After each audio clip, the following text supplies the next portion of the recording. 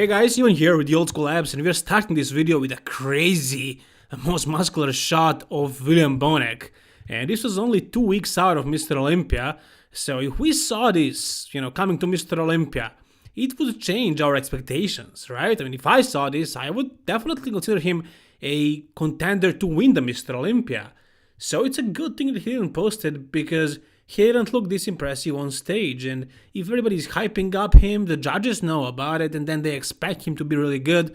And if he doesn't, meet the expectations or match this kind of physique update, this kind of photo from the gym, if he doesn't match that on stage, the judges will be disappointed. They will think something went wrong, somehow he messed up the conditioning or the fullness, whatever the hell it was, which actually happened. I think he was good here. I think he was much better at 2 weeks out than he was on the stage.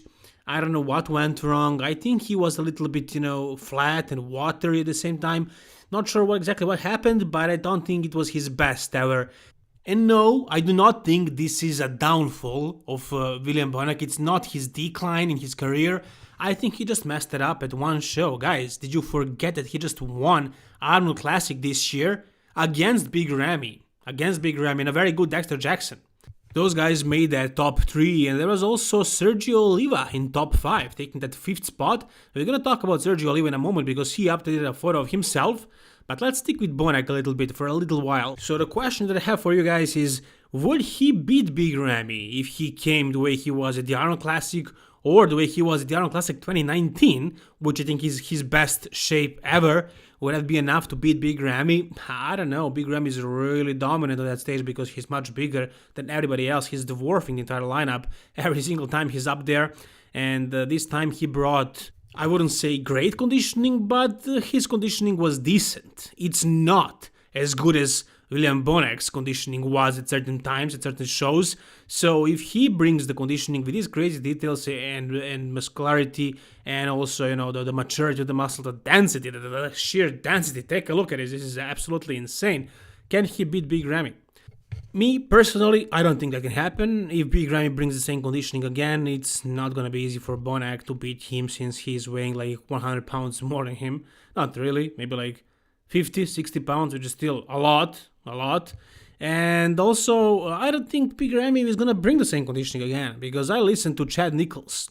Big Ramy went through some real suffering, and I do not think that Bonac is suffering that much. I don't think he needs to do a lot of cardio like Big Ramy had to do. I don't think he needs to go that low carb like Ramy had to go. So I think it's much easier for him, and that's why he has the consistency that he's known for, and Big Ramy doesn't, because Big Ramy needs to suffer really hard. And if Big Ramy needs to suffer again, and he has to for sure, I don't know, it's not really, the chances are not that high that he's going to bring the same level of conditioning next year. So he can be taken out by some of these guys. If Bonac brings the 2019 shape, 2019 Arnold Classic rather than Mr. Olympia, that's going to be a tough package to beat. And also Brandon Curry. Brandon, in my opinion, was improved. He was more conditioned, not fuller, not bigger, but more conditioned. If he brings the same fullness with new conditioning next year, he's going to be tough to beat.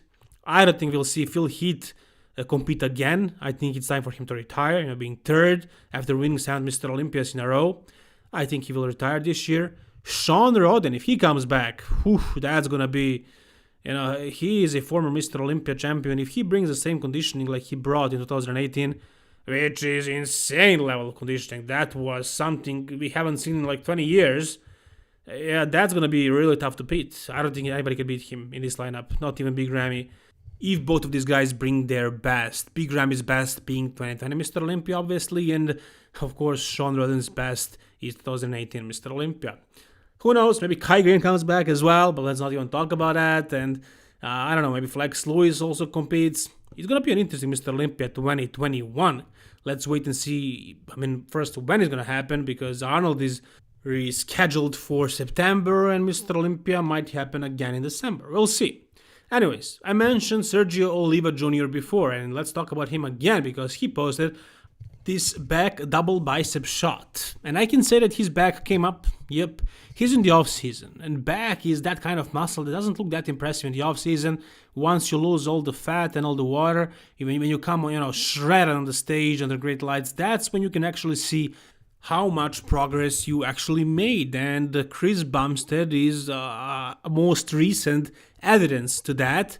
So we saw his back, actually off-season, shots, and the shots coming up to the Mr. Olympia, in the gym and everything. And we didn't really, me personally, I didn't expect him to be that improved. But once he got shredded and dehydrated, we saw that it was a different back. With Sergio here, his back looks better, even in the off-season, even with all this water and fat covering the muscle. However, yeah, it's wide, it's thick, it's dense, but the lower lats, they're kind of missing. You cannot really see them very clearly. But again, they might, show up, they might appear once he is actually shredded. But at this point, he looks big. His arms, his shoulders, his back, the traps, the upper back, it all looks massive. The legs as well, he's known for those. So he was 5th next year, and a lot of people are actually having him in the conversation of, cracking the top 6 in the Mr. Olympia next time. It's going to be, after like top 5. That is pretty much guaranteed. Top 5, top 6, that's kind of locked.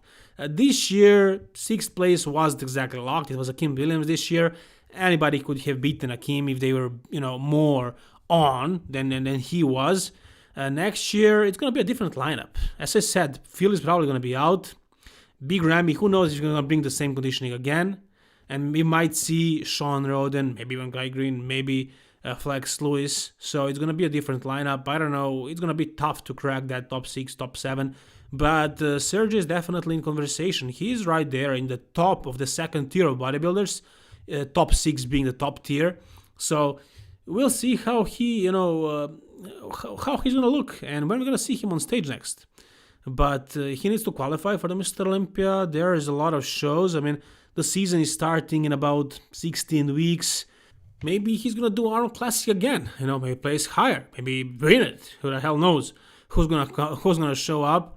It's going to be hard to win it. Let's not think about that seriously. If he brings up everything like big time, he still has time.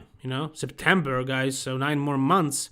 If he brings everything up like big time, he might, win it or like place higher than last time, like 4th, 3rd, 2nd, maybe. Not likely, but maybe. We'll see. He needs to leave a legacy like his father did.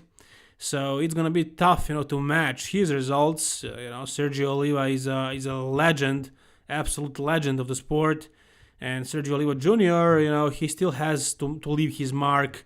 And, time will show, but he's definitely on the right path.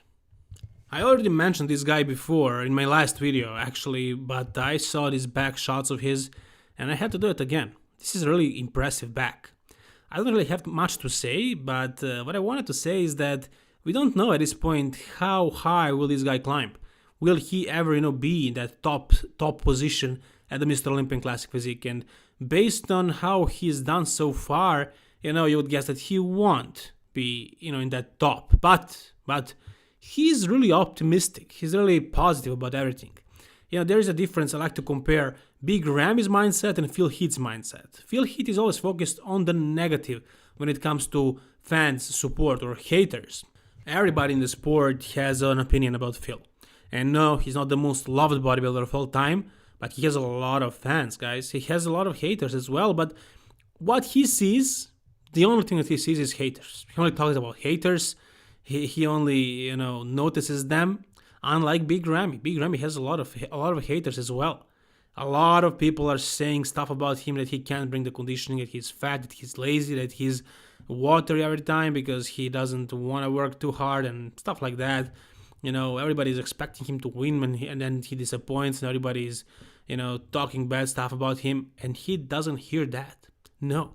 He only hears and sees his fans. At the Mr. Olympia press conference, he actually says that he is not even competing because of himself, but because of his fans. So imagine that. Imagine that guy, how optimistic and positive he is.